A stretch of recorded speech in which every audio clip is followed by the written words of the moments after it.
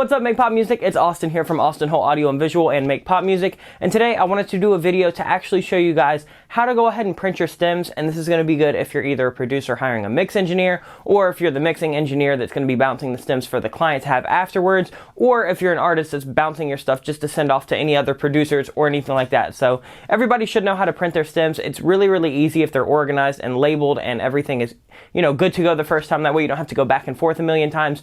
So we're going to talk about a checklist to kind of go over when you're printing your stems and how to get those really, really easy and accessible for whoever might be needing them next. And then we're also going to talk about kind of what files you should be sending at the end as a producer, as a mixing engineer for the clients to have. And then if you're an artist, kind of what you should be asking for at the end of all of the sessions once the song is wrapped up. So this is all going to kind of come after a song has been approved, finalized, mixed, mastered, everything is good to go. That's when I'll typically deliver all of these files. And the reason that you're going to see me delivering so much at the end of a project is because I don't want that artist to have to come back to me in 6 to 8 months and say, hey Austin, I booked a live show, now I need these stems, now I need this instrumental file, now I need all of these things, and then I have to find time in my day to then go back into my session, pull up the stems, print them all, make any changes that they decided they want to make, because why not? It's already open. So I'd rather just give them that all at the end, and then that way if they ever need to come back and reopen it, I don't have to feel bad about charging a reopen fee because I gave them everything in the project. Sometimes I'll even give the project file if they have Cubase or if they just request it. I'm not really stingy with any of that stuff, so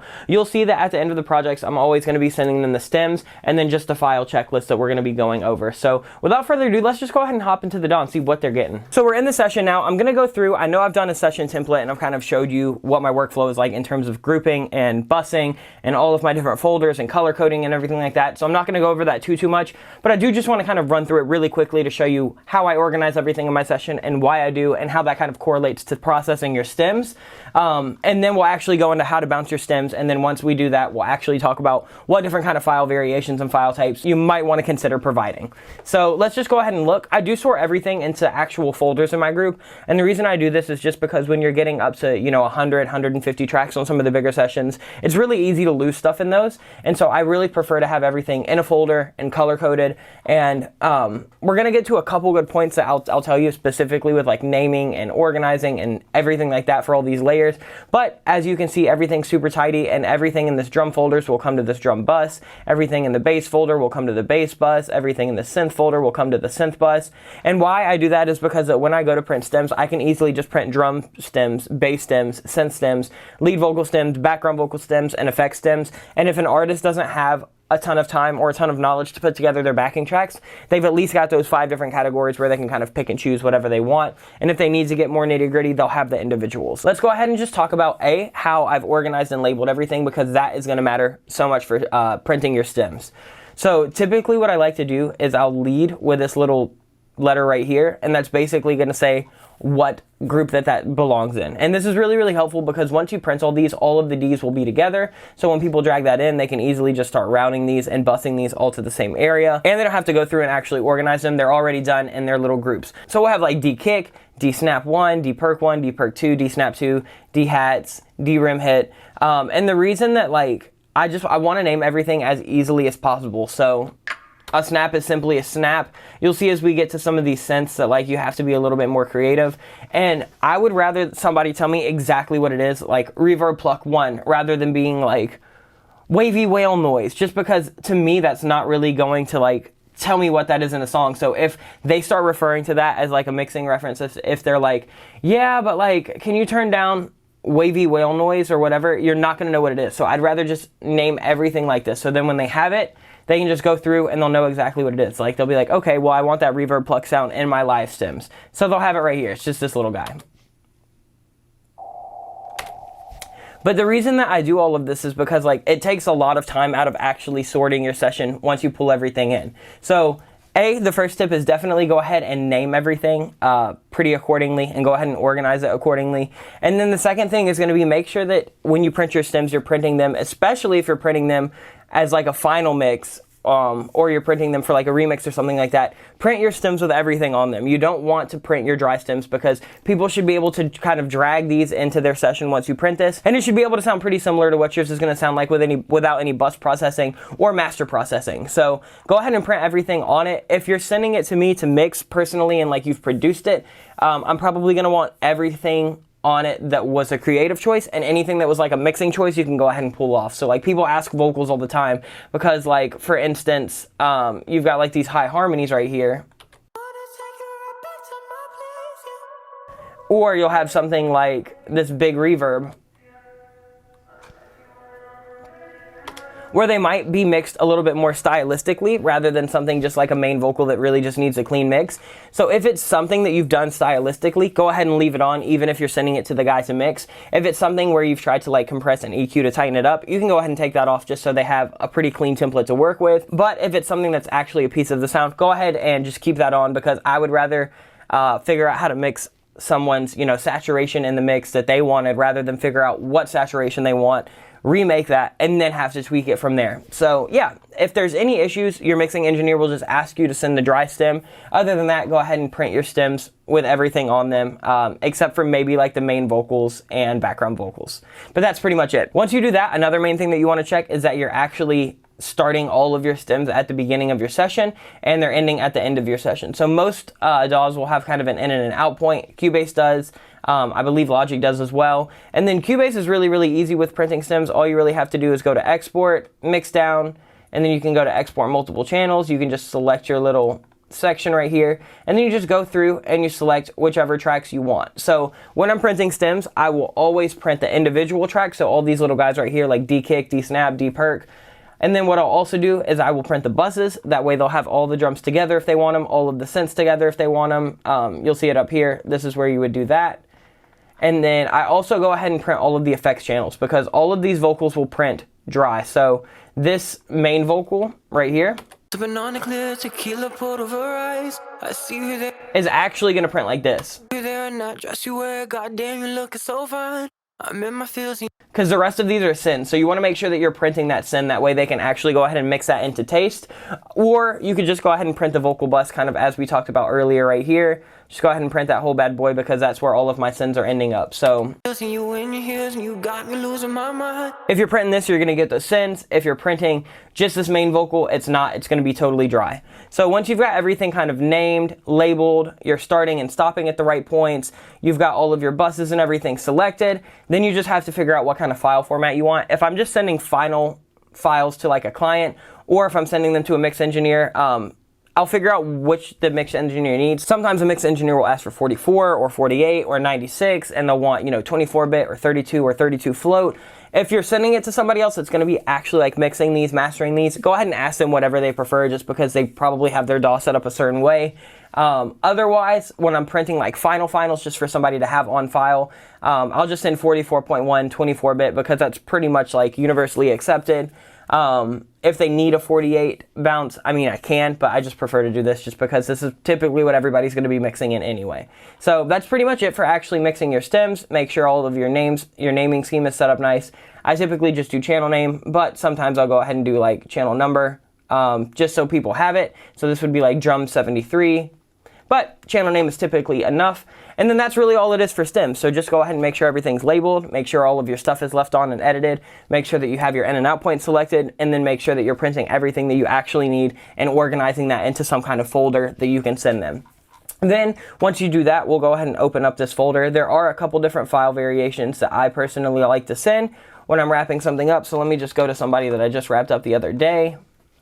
So you'll see here that I'll send an instrumental version, I'll send a live version, I'll send a master in 44.1 24-bit, and I'll send a master in 48 and 24-bit, and I'll send a master MP3. And if they need it, I'll also send a pre-master. So this is another reason that I do this for my setup, because as soon as I need to go ahead and print an instrumental, I can just mute all of these, and then bam, good to go. Instrumental, just bounce it out. If I need to go ahead and just print a live version, what a live version is basically just talk to them and figure out, hey, are you playing with a live band? Are you doing a backing track? Yada, yada, yada. Some artists that have a live version, they do want the drums left in and they just want the main vocal pulled out completely and all of the backgrounds left in. Some will want the drums pulled out because they have a drummer and they'll go ahead and they'll want all of the vocals left in. Some will want the main vocal left in but turned way down. So just ask them, hey, if you have one file to play live, what do you want in it? What do you want the arrangement to be? And typically what I'll do if they don't know or they just don't really care is I'll just go ahead and mute this main vocal and then have everything else kind of playing. And that would be their live version just because they'll be able to sing over that. Everything else will be there. They don't have to fuck with stems. They don't have to fuck with backing tracks. None of that. They just have a song without the main vocal, so it would just go ahead and, you know.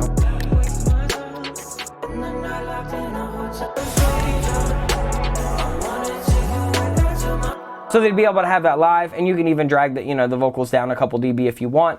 Other than that, that's pretty much it. And then the reason that I'm sending a 44.1 and a 48 is because if they end up doing any video stuff, that video is probably going to want 48 just because that tends to be the standard.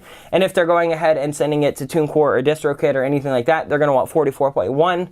And the reason that I'm doing 24-bit is because you're going to get a little bit more quality than a 16-bit. However, nowhere's really taking 32 right now for distribution. They just started accepting 24 within like the past year or two. So 44.1, 24-bit is typically the standard for releasing it on iTunes, Spotify, Apple Music, Tidal, all of those different streaming platforms, and that should be good to go. So the last thing is just figuring out naming. Typically, as I'm going, I'll just start naming this like, I would name this like 100 Ways, Mix 1, and then sometimes I'd pop in the date, so like 6/3/19.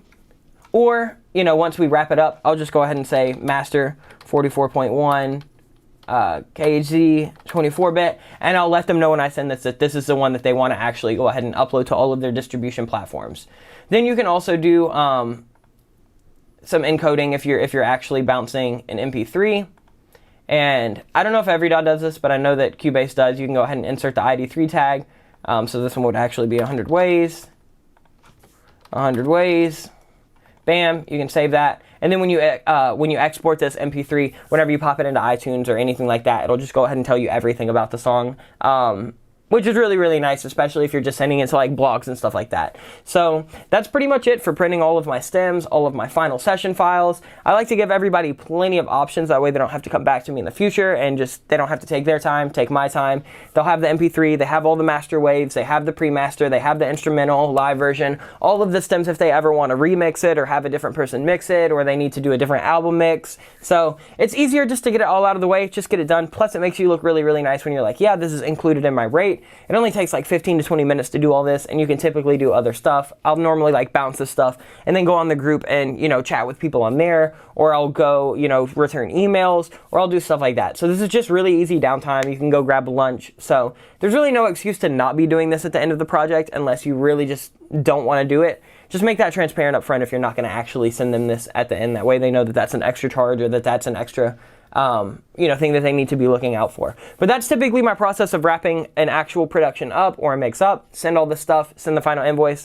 done. As you can see that when a project is done, I really like to just send them a folder full of everything that they might possibly need. Instrumentals, live versions, stems, group stems, so they don't have so much to actually sort through. Any kind of master that they might need for any streaming platform or any kind of video platform that they're on. So I like to just give them all of these things because if you do, there's really no reason that they should be coming back. Just make sure that you're doing all of this once it's finally approved and everything. If they need any revisions after you print these, or if they come back in 6 months and want something changed or need something else, let them know that, hey, once this file sends, there will be a reopening fee. The other things that you can send are, of course, like radio edits that we didn't really go over. You can always send pre-masters if you're sending it to the mastering engineer, or if they're going to be having an album come out that might be mastered by something different. So try to send as many files as you possibly can. That way they have the most to pick from and they don't have to come bother you in the future. And honestly, it's just going to save time on both parties. Plus, it looks really good as your service if you're like, yeah, at the end you get all of the stems, you get the session files, you get mixed, mastered, pre-mastered, you get instrumental, all of that kind of stuff.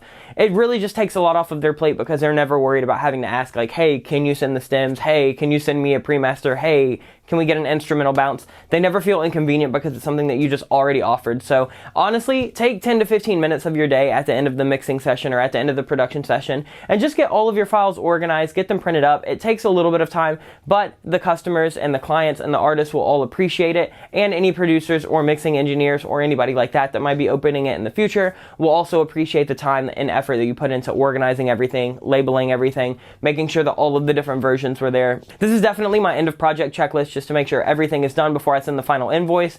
Basically, once all of this is up, wrapped up in a zip, I send the invoice. As soon as that's paid, I'll send this over, and then wham bam, thank you ma'am, never have to deal with it again. It's done, it's crossed off. I can just basically drag that session to a backup folder and never have to worry about it again. So if you guys have any questions about this kind of workflow, or if you have any other file types that you like to send, or if you don't like to send your stems, definitely let us know in the comments below, because I know that this is a highly debated topic. Do I send stems? Do I send session files? A lot of people are really stingy with that. So if you're one of those that kind of holds that dearly, definitely let us know why, because personally, me and most of my colleagues would rather just send it and get it out of the way, because they're going to need it anyway. It is their song. They do own those files. Go ahead and get it done, just because it's so much easier. But hopefully this video did help you though figure out what to send to people when you're just wrapping up a project, because it is kind of a hassle. But just get it done, get it over with, send it to them. They'll be happy, you'll be happy, and then you can finish up. If you like this video, make sure you like, comment, and subscribe. We will be back next time, and until then, I will see you. Much love, make pop music. Peace out.